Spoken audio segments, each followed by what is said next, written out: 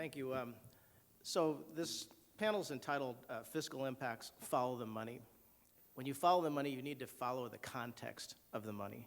CalPERS lost $69 billion in the downturn during the Great Recession.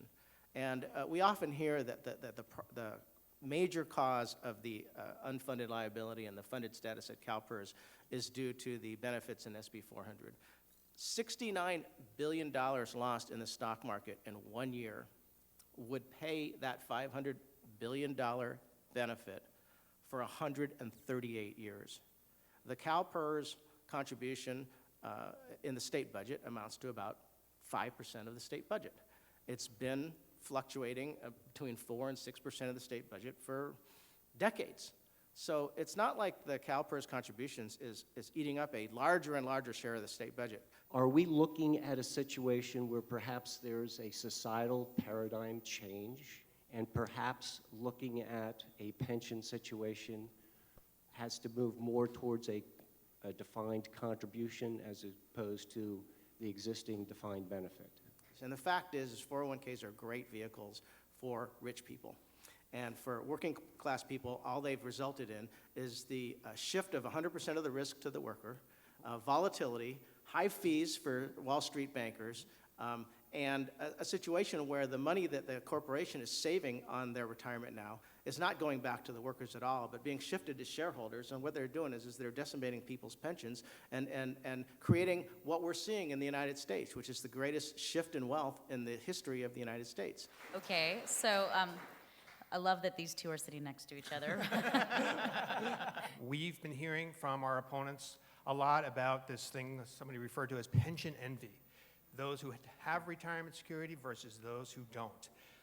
Mr. Reed's partner in crime, Carl DeMaio, was on a panel a couple weeks ago where he called those with pensions addicts, heroin addicts. He called pensions a Ponzi scheme.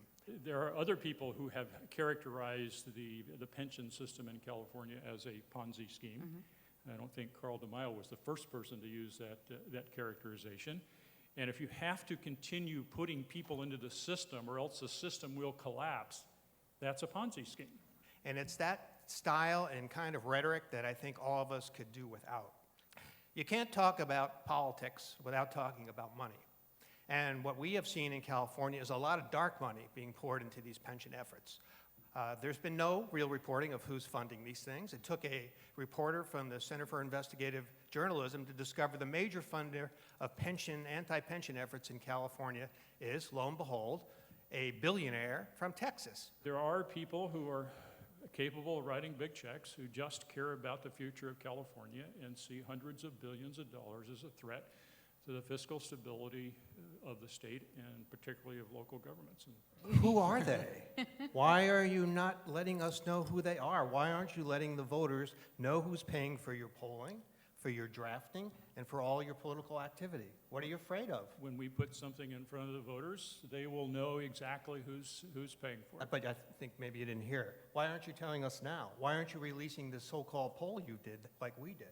I mean, what are you hiding? You call on us all the time for transparency, and yet there's none from you. I'm not hiding anything. Okay. Under your proposed pension cap, which now may be moved to 2018, what are the elements in your pension cap? Because my understanding is it's more than pensions being capped. The caps would apply to retirement benefits, so that would include the health care, pension and health care.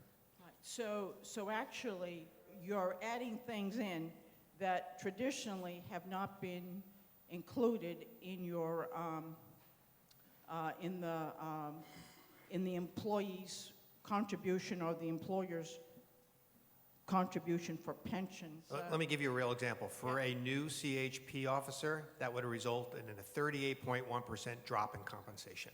Tell me how we're going to get people to serve us when you're cutting their compensation by 38%. So, in my mind, I'm not at your level, but that your pension cap is a misnomer. And I think that your categorization is perhaps not accurate.